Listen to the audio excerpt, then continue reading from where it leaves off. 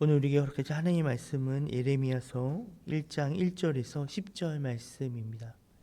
예레미야 1장 1절에서 10절 말씀입니다. 우리 말씀을 교독으로 봉독하도록 하겠습니다. 제가 먼저 1절 읽고 여러분들이 우리 2절 읽도록 하겠습니다. 베냐민 땅 아나돗의 제사장들 중 힐기야의 아들 예레미야의 말이라. 아몬의 아들 유다 왕 요시아가 다스린 지 13년에 여호와의 말씀이 예레미야에게 임하였고, 요시아의 아들 유다의 왕 여호야김 시대부터 요시아의 아들 유다의 왕 시드기야의 11년 말까지 곧 5월에 예루살렘이 사로잡혀 가기까지 임하니라. 여호와의 말씀이 내게 임하니라. 이르시되 내가 너를 모태에 짓기 전에 너를 알았고, 내가 배에서 나오기 전에 너를 성별하였고, 너를 여러 나라의 선지자로 세우노라 하시기로, 내가 이르되 슬프도소이다. 주 여호와여 보소서, 나는 아이라 말할 줄을 알지 못하나이다 하니, 여호와께서 내게 이르시되 너는 아이라 말하지 말고 내가 너를 누구에게 보내든지 너는 가며 내가 내게 무엇을 명령하든지 너는 말할지니라. 너는 그들 때문에 두려워하지 말라. 내가 너와 함께하여 너를 구원하리라. 나 여호와의 말이니라 하시고, 여호와께서 그의 손을 내밀어 내 입에 대시며 여호와께서 내게 이르시되 보라, 내가 내 말을 내 입에 두었노라. 함께 읽습니다. 보라, 내가 오늘 너를 여러 나라와 여러 왕국 위에 세워 내가 그것들을 뽑고 파괴하며 파멸하고 넘어뜨리며 건설하고 신게 하였느니라 하시니라. 아멘. 오늘부터 예레미야서를 우리 묵상하기 시작합니다.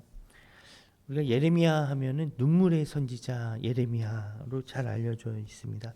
우리 1절에서 3절 말씀 우리 다시 한번 함께 읽도록 하겠습니다. 베냐민 땅 아나돗의 제사장들 중 힐기야의 아들 예레미야의 말이라. 아몬의 아들 유다의 왕 요시아가 다스린 지 13년에 여호와의 말씀이 예레미야에게 임하였고, 요시아의 아들 유다의 왕 여호야김 시대부터 요시아의 아들 유다의 왕 시드기야의 11년 말까지 곧 5월에 예루살렘이 사로잡혀 가기까지 임하니라. 아멘. 1절에 보면 예레미야는 아스돗의 제사장 중 힐기야의 아들이라고 말하고 있습니다. 이 아나돗은 다윗 시대의 아비아달 제사장의 고향으로 알려져 있습니다. 이제 다윗의 노년에 그 후계자의 누가 후계자가 될 것이냐가 이제 쟁점이 되었을 때에 아비아달 제사장은 아도니아, 다윗의 아들 가운데 아도니아를 지지하였다가, 그러나 솔로몬이 왕이 된 후에 그 아비아달 제사장은 파명당하고 고향 땅인 아스돗으로 가게 됩니다. 그 후 그 다윗 때는 아비아달과 사독 두 제사장이 이렇게 두 명이 제사장직을 맡았는데요. 아비아달이 파면된 후에 사독이 대제사장이 되므로 사독 가문이 대제사장직을 계속해서 맡게 되는데, 바로 이제 우리가 그 잘 알고 있는 사두개인들이 바로 이 사독 가문의 제사장들을 이야기하고 있습니다. 그 예레미야는 요시아 왕 그 13년에 여호와의 말씀이 임하였다라고 말하고 있습니다. 여러분, 요시아 왕은 남유다의 마지막 등불이자 희망이었습니다. 그는 성경에서 그 몇 안 되는 정말 선한 왕 중에 한 명이었고, 거의 다윗 왕과 견줄 정도로 하나님을 섬기고 하나님을 경외함에 있어서 그는 정말 헌신했던 그런 왕이었습니다. 요시아 왕이 어떻게 왕에 등극하게 되냐면, 요시아 왕의 아버지가 아몬 왕인데 아몬이 왕에 오른 지 2년이 되어서 2년 후에 쿠데타가 일어납니다. 그래서 아몬 왕은 그 신하들에게 죽임을 당합니다. 근데 이 쿠데타를 일으킨 신하들이 왕권을 차지한 것이 아니라 백성들이 이들을 죽이고 그 아몬의 아들인 요시아를 왕으로 세우게 됩니다. 근데 이때 그 요시아의 나이가 바로 8살입니다. 8세입니다. 되게 어린 나이에 이렇게 왕이 되는데요.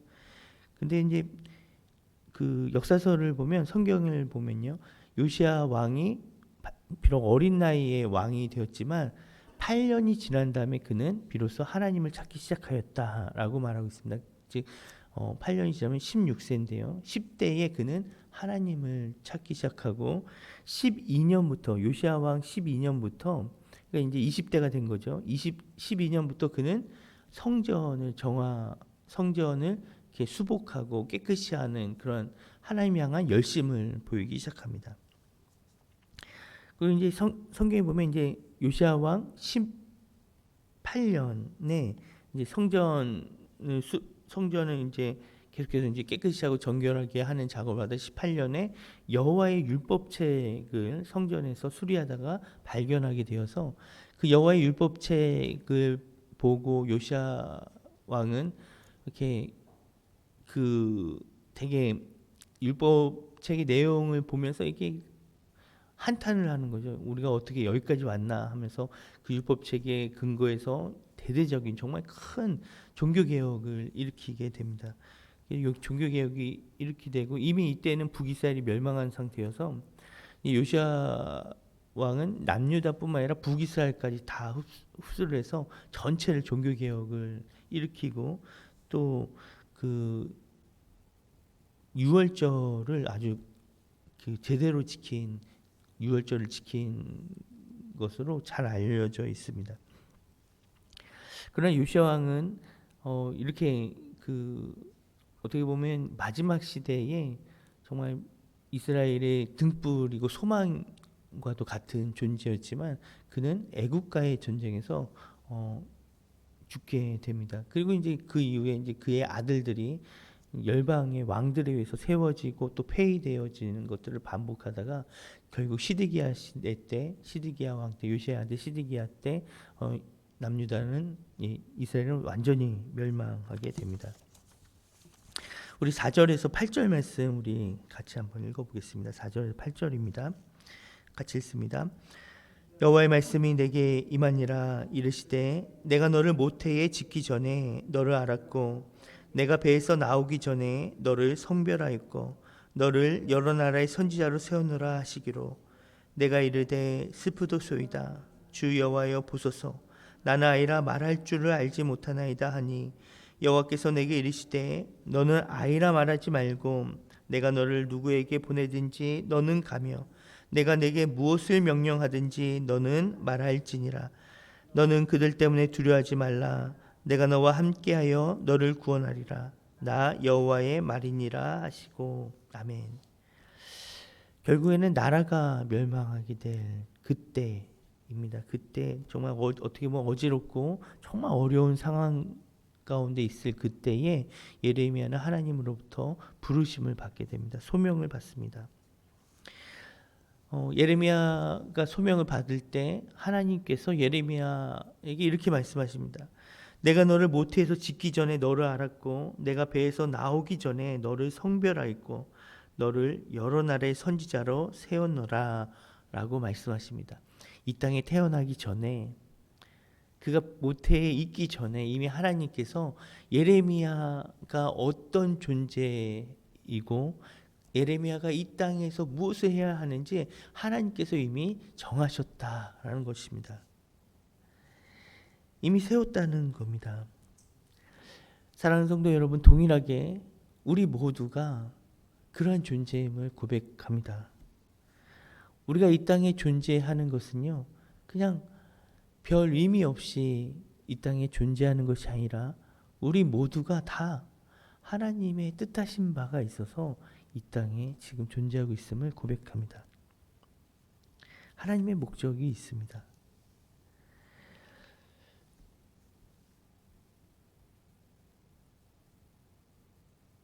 문제는요, 내가 이 땅에 왜 존재하는가? 내가 왜 이 땅을 살아가고 있는가, 그 뜻을 진짜 알기 위해서는요, 바로 나를 이 땅에 보내신 하나님을 만나면 됩니다. 하나님을 만나는 순간 우리는 그것을 깨닫게 됩니다. 지금 나이는 저는 이미 나이가 너무 많아서 살 날이 얼마 남지 않았습니다. 또는 이제 저는 은퇴하고 이미 내가 할 수 있는 것이 아무것도 없는데 이 말씀이 나한테 맞는 말입니까? 혹시 이렇게 묻는 분들이 있을지 모르겠습니다. 그러나 하나님의 부르심 앞에는요, 나이가 없어요. 요시야 왕은 8살에 왕이 되었습니다. 그리고 그는 16세에 하나님을 찾기 시작했습니다. 모세는요, 80살에 하나님의 부르심을 받았습니다. 80살에 부르심을 받아서 그가 죽는 날까지 그는 하나님의 사역을 하였습니다. 그런가 하면 우리 예수님은요, 30살부터 공생애를 시작해서 3년의 사역을 하시고 사역을 하셨습니다. 내가 지금 몇 살인가는 사실 중요하지 않습니다. 80이 되어도 늦은 나이가 아닙니다. 다만 하나님의 부르심과 하나님의 목적이 내 삶 가운데 이루어지는가, 지금 이루어지고 있는가, 그것을 아는 것이 중요합니다.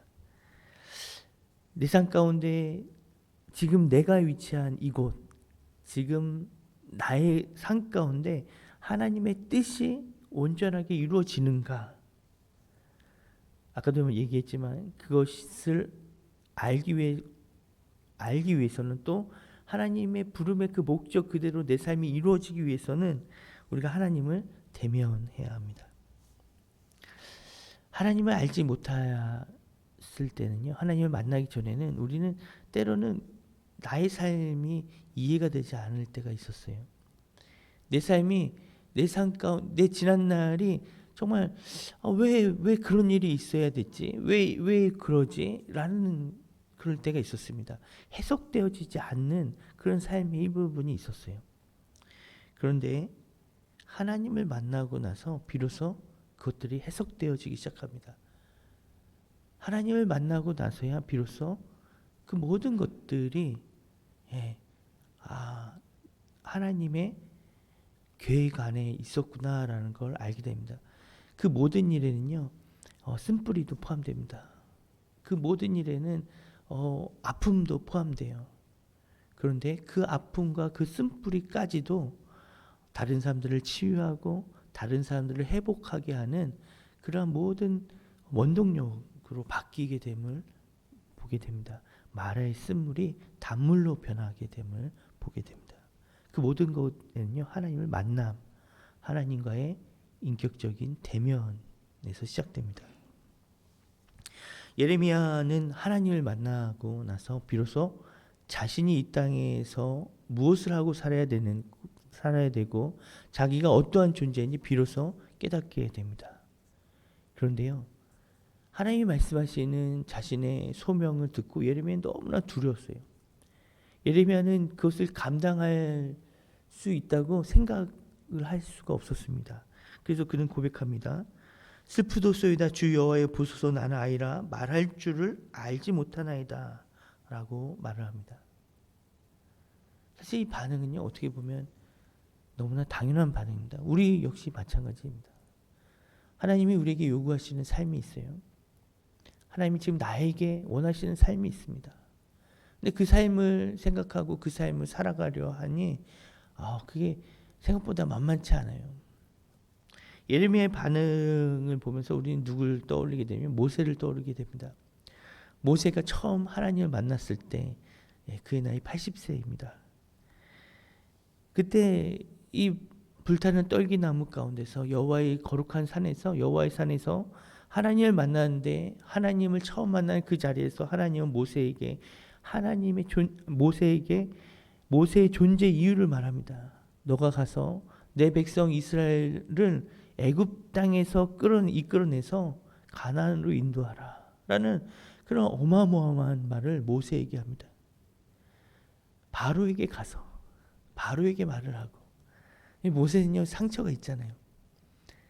모세는요 지난날에 자기 스스로가 이 세상의 불합리함을 보고요 뭔가 좀 변화시키려고 시도를 했다가 3일 만에 완전히 무너지고 그의 인생은 도망자가 되었어요. 애굽으로 들어가는 것은 애굽에 대한 트라우마가 있습니다.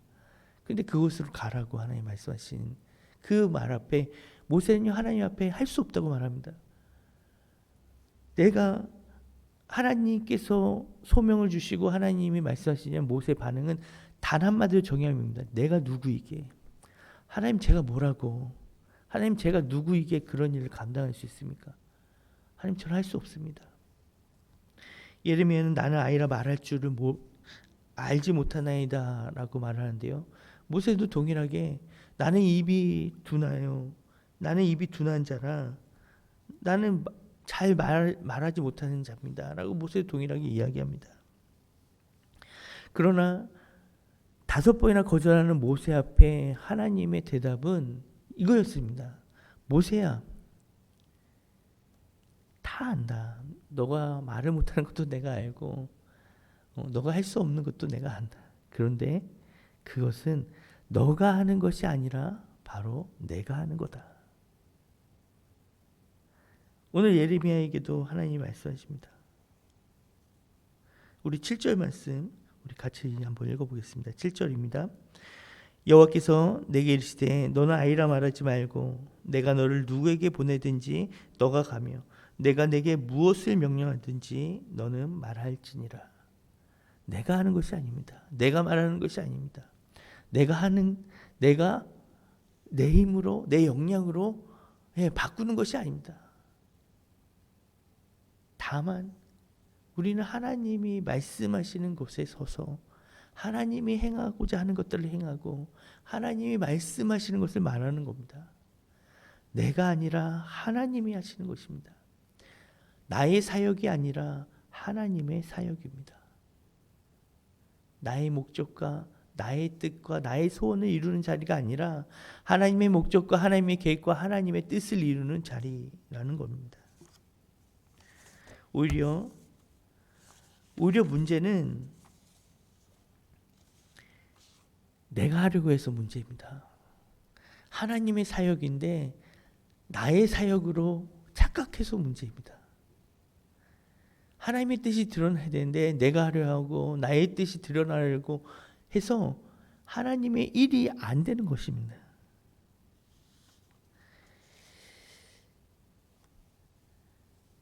우리가 할 일은 내가 어떻게 할 수 있습니까? 내가 무엇을 해야 합니까? 내가 나의 힘으로 내가 어떻게 이게 가능합니까? 라고 생각하고 내가 무엇을 해야 되지? 라고 하는 것이 우리의 일이 아니라 우리가 할 일은 딱 하나입니다.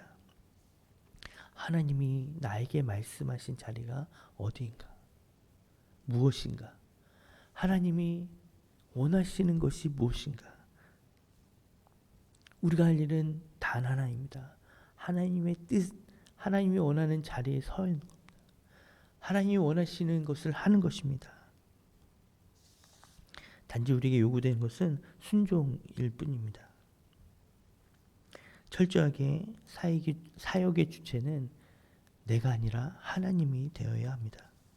우리 10절 말씀 같이 읽겠습니다. 10절입니다. 보라, 내가 오늘 너를 여러 나라와 여러 왕국 위에 세워 내가 그것들을 뽑고 파괴하며 파멸하고 넘어뜨리며 건설하고 심게 하였느니라 하시니라. 아멘. 내가 아니라 하나님이 드러나고 하나님의 사역을 감당할 때에 내가 할 수 없는 일들이 나타납니다. 왜요? 하나님이 하시니까. 하나님이 하시기 시작하니까. 그때 하나님이 원하시는 일들이 나타나고 하나님의 사역들이 이루어질 것입니다. 사랑하는 성도 여러분, 동일하게 오늘 하루 우리의 삶의 자리에서 내가 원하는 것이 아니라 내가 원하는 일들이 아니라 하나님의 목적과 하나님의 뜻이 드러나기 원합니다. 우리가 주기도문에서 뜻이 하늘에서 이루어진 같이 땅에서도 이루어지게 하여 주옵소서라고 고백하는 것처럼 오늘 우리의 삶의 자리에서 하나님의 뜻이 온전히 이루어지길 소망합니다. 하나님의 선한 목적이 우리 삶 가운데 날마다 이루어지길 원합니다. 우리 기도하겠습니다. 참 좋으신 하나님, 너무나 감사합니다. 하나님, 우리를 부르시고 우리를 이 땅 가운데 존재하게 하시며 이 땅 가운데 보내신 하나님, 하나님의 그 뜻을 우리가 깨달아 하나님 앞에 온전히 살아가게 하여 주옵소서. 오늘 하루 내가 이곳에 있는 이유를 알게 하여 주시고 내가 이곳 가운데 무엇을 해야 하는지 하나님이 원하시는 자리가 어디인지 깨달아 하나님 그것을 행하는 자가 되어지게 하여 주옵소서. 오늘 하루 그러한 삶이 되어지기 원합니다. 하나님 원하시는 삶을 이루어가는 그러한 삶이 되어지기 원합니다. 참으로 감사합니다. 하나님 예수 그리스도의 이름으로 기도합니다. 아멘.